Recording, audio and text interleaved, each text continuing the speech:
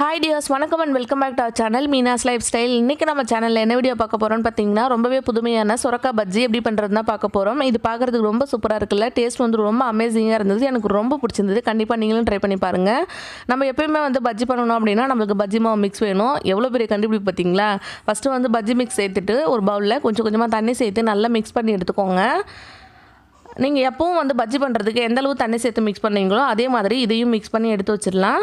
இப்போ நான் தண்ணி சேர்த்துட்டு கட்டிகள் எதுவுமே இல்லாமல் இதை மிக்ஸ் பண்ணி எடுத்து வச்சிடுறேன். அடுத்ததாக வந்து நம்ம ரெசிபியோட ஹீரோ சொரக்காய் வந்து கட் பண்ணி எடுத்துக்கலாம்.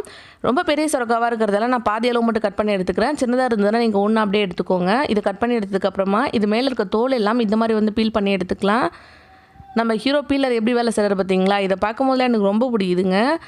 சூப்பராக என்னுடைய வேலை வந்து ஈஸியாகிடும். பீல் பண்ணுறது அப்படின்னாலே எனக்கு ஒரு ஜாலி. எனக்கு அந்தளவுக்கு வந்து இது ரொம்ப பிடிக்கும். அவ்வளோதான், இது மேலே இருக்க தோல் எல்லாம் வந்து இப்போ நம்ம பீல் பண்ணி எடுத்தாச்சு. இப்போ இதெல்லாம் பீல் பண்ணி எடுத்ததுக்கப்புறமா நான் சொல்கிற மாதிரி கட் பண்ணி எடுத்துக்கோங்க. இப்போ தான் வந்து நம்ம ரெசிபிக்கு வரோம். அவ்வளோதான், இந்த தோல் எல்லாம் வந்து நம்ம கட் பண்ணியாச்சு. இதை வந்து ஃபஸ்ட்டு நான் டிஸ்கார்ட் பண்ணிடுறேன். அவ்வளோதான், இது வந்து இப்போ நான் எக்ஸ்ட்ரா இருக்க தோல் எல்லாம் எடுத்துகிட்டு இப்போ நான் கட் பண்ண போகிறேன். பாருங்கள், இந்த மாதிரி வந்து இதே பீலர் வச்சுட்டு நல்லா அழுத்திட்டு பீல் பண்ணிங்க அப்படின்னா கொஞ்சம் வந்து திக்காக இருக்க மாதிரி இந்த மாதிரி நீட்டாக வந்து நம்மளுக்கு வரும்.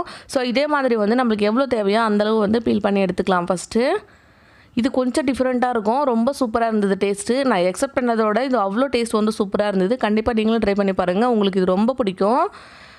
சொரக்காய்லாம் பார்த்திங்கன்னா நம்ம வந்து ஏதாவது கூட்டு செஞ்சோம் அப்படின்னா குழந்தைங்களாம் சாப்பிட மாட்டாங்க.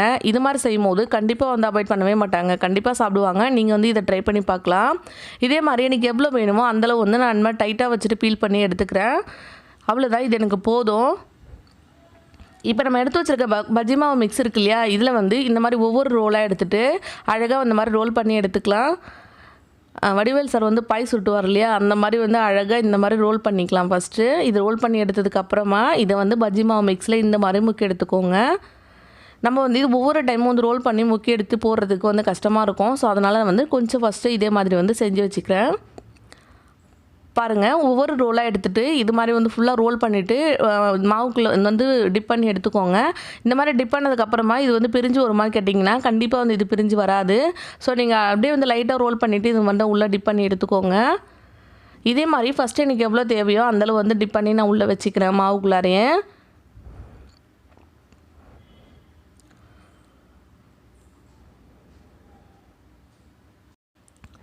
ஸோ ஃபஸ்ட்டு பேட்ச் வந்து எனக்கு இவ்வளோ போதும். ஸோ அதனால் வந்து இதெல்லாம் வந்து நான் ரோல் பண்ணி எடுத்துட்டேன். அடுத்ததாக வந்து பொரிக்க ஸ்டார்ட் பண்ணலாம் வாங்க. இது கொஞ்சம் கூட பிரிஞ்சு வராது. நான் போடும்போது நீங்கள் பாருங்கள், எண்ணெய் வந்து நல்லா சூடாக இருக்குது. அதில் ஒவ்வொரு பீசஸாக எடுத்து இந்த மாதிரி போட்டுடலாம்.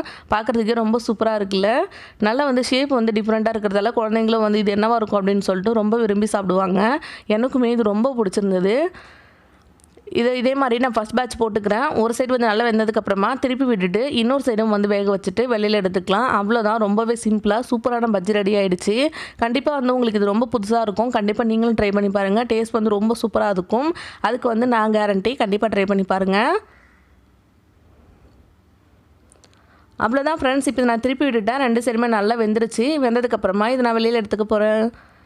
ஈவினிங் ஸ்நாக்ஸ் பார்த்திங்கன்னா இன்றைக்கி வந்து இந்த சொரக்காய் பஜ்ஜி எனக்கு வந்து சூப்பராக இருந்தது. ஒரு டீ கூட சேர்த்து சாப்பிடும்போது அவ்வளோ அமேசிங்காக இருக்கும். கண்டிப்பாக வந்து நீங்களும் ஒரு நாளைக்கு இதை ட்ரை பண்ணி பாருங்கள். சொரக்காய் வந்து கிடைக்கிற டைமில் இனிமேல் வந்து சொரக்காய் சீசன் தான். ஸோ அதனால் வந்து கண்டிப்பாக எல்லாருக்குமே கிடைக்கும்.